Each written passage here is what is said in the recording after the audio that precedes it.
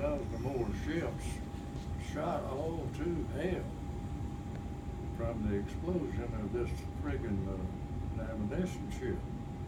I mean, it blew the sides of a mule and a wagon could go through the sidewalks.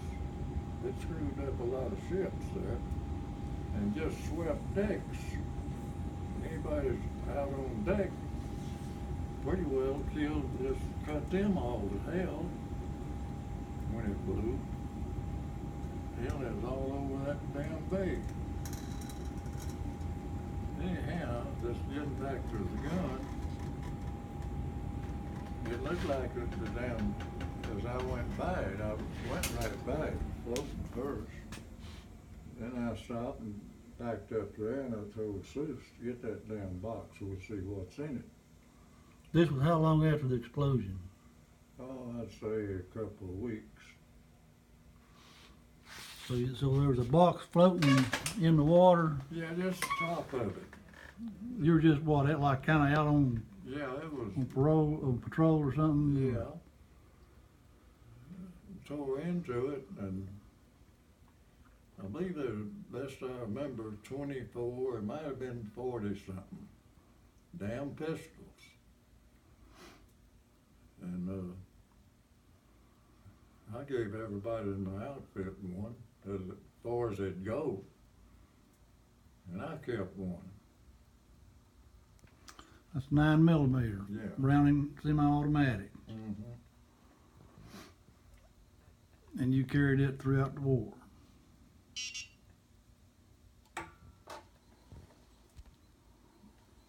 It was a service gun, made for the service. Yeah.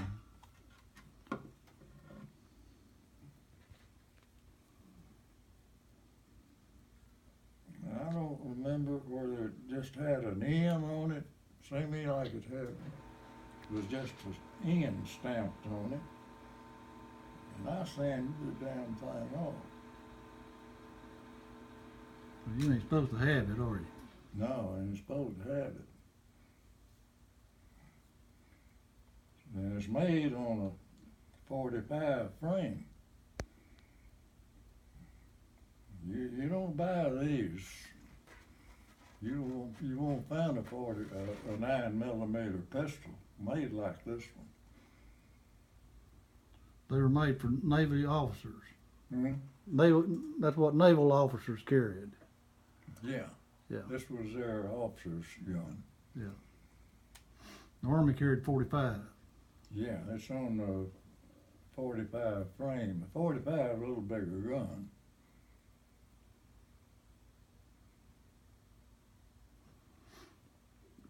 .45 shoot a half-inch slug.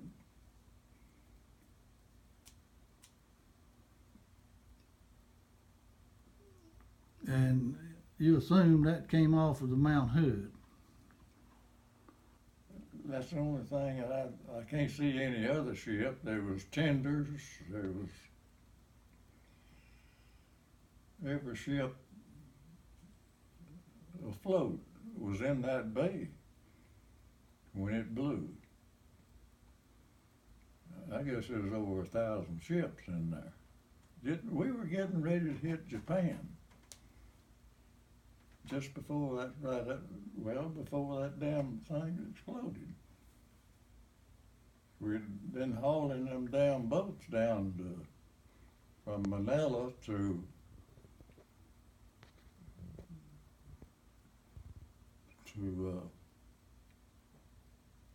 Subic Bay. Well, it was 90 miles beyond the mouth of the bay of Manila Bay. And we did about 200, 250 of us at a time. We'd haul them down, run them boats down there and reservice them, or they would have them reserviced and ready to load up to go to Japan when that damn ship blew up. And it didn't have really any business in there, because normally they had a submarine underwater gate to keep, anytime the damn Jap tried to come in with a submarine, he's caught. That damn cable will wind up to where he's headed. But anyhow, the damn ship didn't have no damn business where it was at. But they don't know what caused it. One, the forward hole, so they sent divers down to see what part was left of the damn ship. And they claim if all 4 holes that had exploded, it had killed every person in the, just concussion alone would have killed everybody there.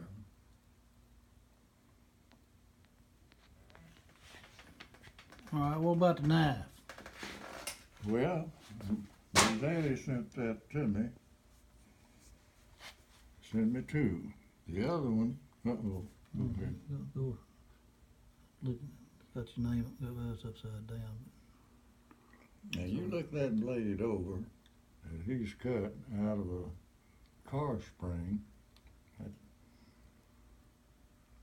Spring steel. A spring steel. Yeah. Did he make that case to go with it? No, he had it made. Had it made. Had a little old wet rock. Had my name put on it.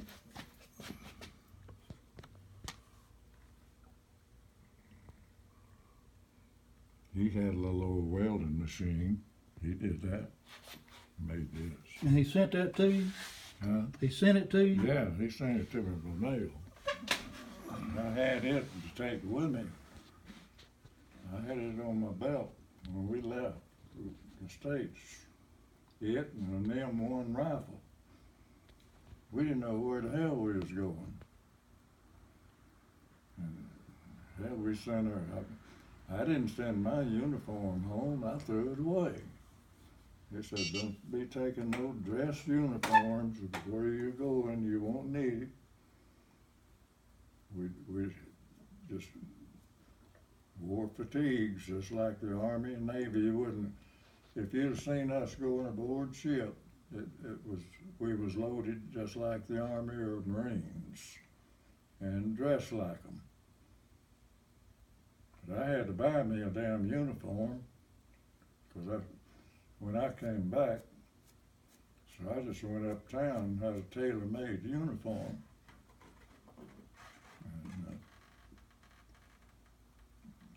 And he's made this handle out of walnut wood. But now he's put some work in this damn thing, Stu. I can tell.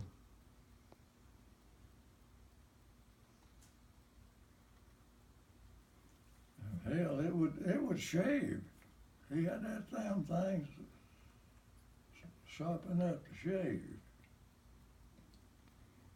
And it's just as true as anything can be, with no more tools than he had to use.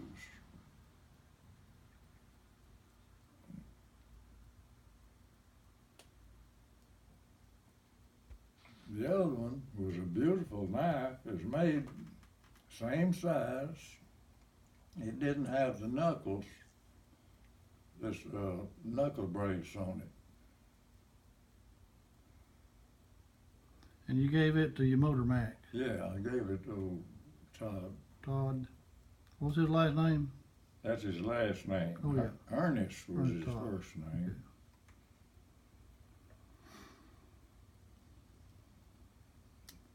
Okay. Boy, he was proud of that damn knife.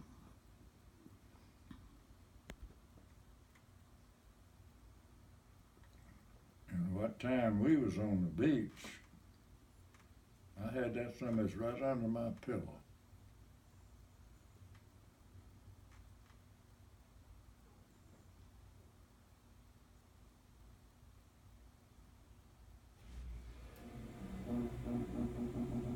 That's a hell of a trench knife. Now the Army furnished trench knives, but there wasn't no comparison to this knife. It was about that long, about that length.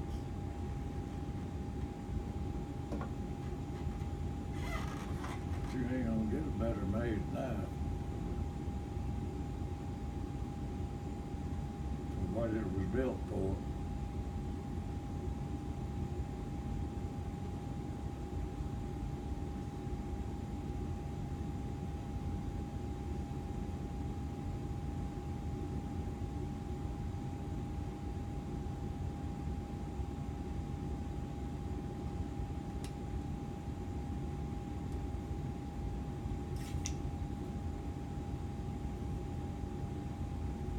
See, there's where you